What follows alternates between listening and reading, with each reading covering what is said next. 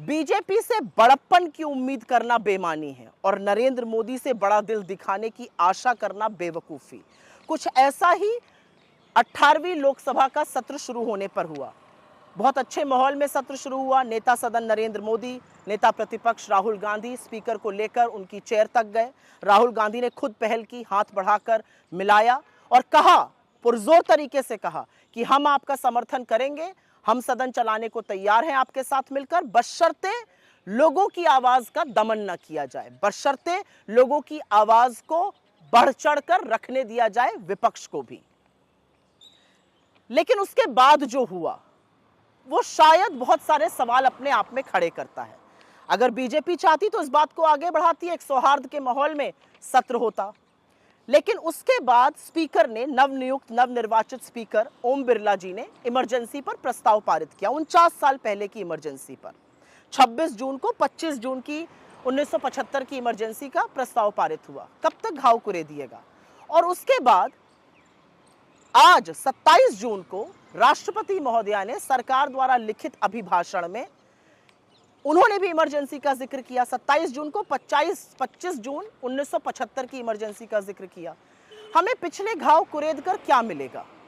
और एक सच ये भी है कि इमरजेंसी लगाना बहुत बड़ी गलती थी, ये खुद इंदिरा जी ने माना था और उसके बाद लोकतांत्रिक चुनाव भी कराए। इमरजेंसी से कोई वास्ता ना होने पर भी राहुल गांधी जी ने इमरजेंसी को गलत कहा और ऐसा कभी दोबारा ना हो, इसीलिए वो संविधान को बचाने में, संविधान को सर्वोपरि रखने के लिए प्रतिबद्ध हैं। लेकिन क्योंकि अब आपने छेड़ ही दिया है तो चलिए कुछ सवाल पूछ लिए जाते हैं और बिना उन सवालों को पूछे आज बात बनेगी नहीं। एक सत्र में एक साथ 146 सांसदों को निलंबित करना, क्या यह इमरजेंसी नहीं है? विपक्षी सांसदों के माइक को बंद कर देना, क्या यह इमरजेंसी नहीं है? मणिपुर पर राहुल गांधी के 14 मिनट के वक्तव्य में 11 मिनट तक ओम बिरला को दिखाना, क्या यह इमरजेंसी नहीं है? आज 51 मिनट के राष्ट्रपति के अभिभाषण में 6 बार नेता प्रतिपक्ष राहुल गांधी और 73 बार नरेंद्र मोदी को दिखाना, क्या यह इमरजेंसी नहीं है? जो सदन संविधान से चलता है वहां पर जय संविधान बोलना और उस पर आपत्ति जताना स्पीकर का, क्या यह इमरजेंसी नहीं है? क्या यह इमरजेंसी नहीं है कि काले कृषि कानून हो गए, सीए हो गया, भारतीय सुरक्षा संहिता हो गई, भारतीय न्याय संहिता हो गई, भारतीय साक्ष्य अधिनियम हो गया, ये सब बड़े बड़े जबरन वॉइस वोट से पास कराना इमरजेंसी नहीं है? क्या 35% बिल 1 घंटे से कम की चर्चा पर पास करा देना इमरजेंसी नहीं है? क्या मात्र 16% बिल को स्थायी समितियों को भेजना इमरजेंसी नहीं है? क्या बिना आपस में विपक्ष से विचार विमर्श किए गांधी की, बाबा साहब अंबेडकर की, छत्रपति शिवाजी महाराज की मूर्तियों को संसद के एक बियाबान इलाके में डाल देना इमरजेंसी नहीं है? क्या चुनी हुई सरकारों को गिराना, विधायकों की खरीद फरोख्त करना इमरजेंसी नहीं है? क्या चुनाव के ठीक पहले 2-2 मुख्यमंत्रियों को जेल में डाल देना, मुख्य विपक्षी पार्टी के खाते बंद कर देना इमरजेंसी नहीं है? क्या विपक्ष के पीछे सीबीआई, ईडी, इनकम टैक्स जैसी एजेंसियों को छोड़ देना इमरजेंसी नहीं है? क्या विपक्ष के सांसदों के, अपने खुद के मंत्रियों के, जजों के, अफसरों की जासूसी पेगासस से कराना इमरजेंसी नहीं है? ऐसे बहुत सारे सवाल उठेंगे। सवाल तो वो भी बहुत सारे उठेंगे कि 1 साल से जलते हुए मणिपुर को उसके हाल पर छोड़ देना, क्या ये इमरजेंसी नहीं है? चीनी अतिक्रमण के खिलाफ आक्रोशित लद्दाख की तरफ मुड़कर भी ना देखना, क्या ये इमरजेंसी नहीं है? 750 किसानों की शहादत हो जाने देना, उनको दिल्ली की सीमा पर पड़े रहने देना 1.25 साल, क्या ये इमरजेंसी नहीं है? लखीमपुर किसान नरसंहार के मुख्य अभियुक्त के पिता को गृह राज्य मंत्री बनाए रखना, क्या ये इमरजेंसी नहीं है?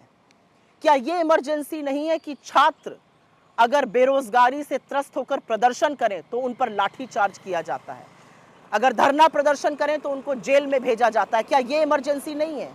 पेपर लीक पर पेपर लीक होना, परीक्षाओं पर परीक्षाएं रद्द होना, क्या ये इमरजेंसी नहीं है? ऐसे बहुत सारे सवाल उठेंगे। ऐसे बहुत सारे सवाल उठेंगे कि क्या 21 साल की क्लाइमेट एक्टिविस्ट को गिरफ्तार करना, साजिश बताना देश के खिलाफ, ये इमरजेंसी नहीं है? क्या मीडिया को चरण वंदन के लिए मजबूर करना इमरजेंसी नहीं है?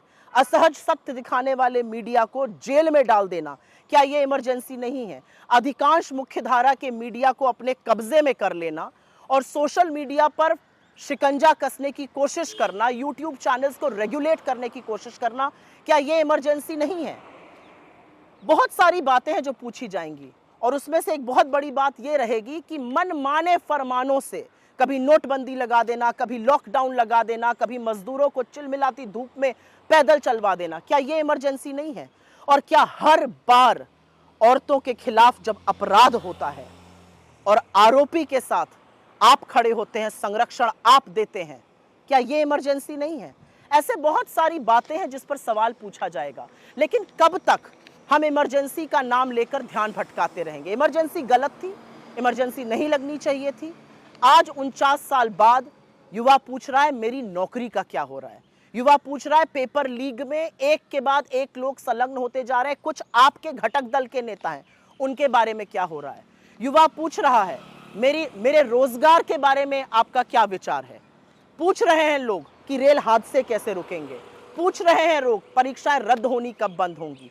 पूछ रहे हैं लोग जम्मू कश्मीर में बड़ी बड़ी डींगे आपने हांकी, कब वहां पर आतंकी मुठभेड़ें होनी बंद होंगी। ऐसे बहुत सारे सवालों का जवाब दीजिए।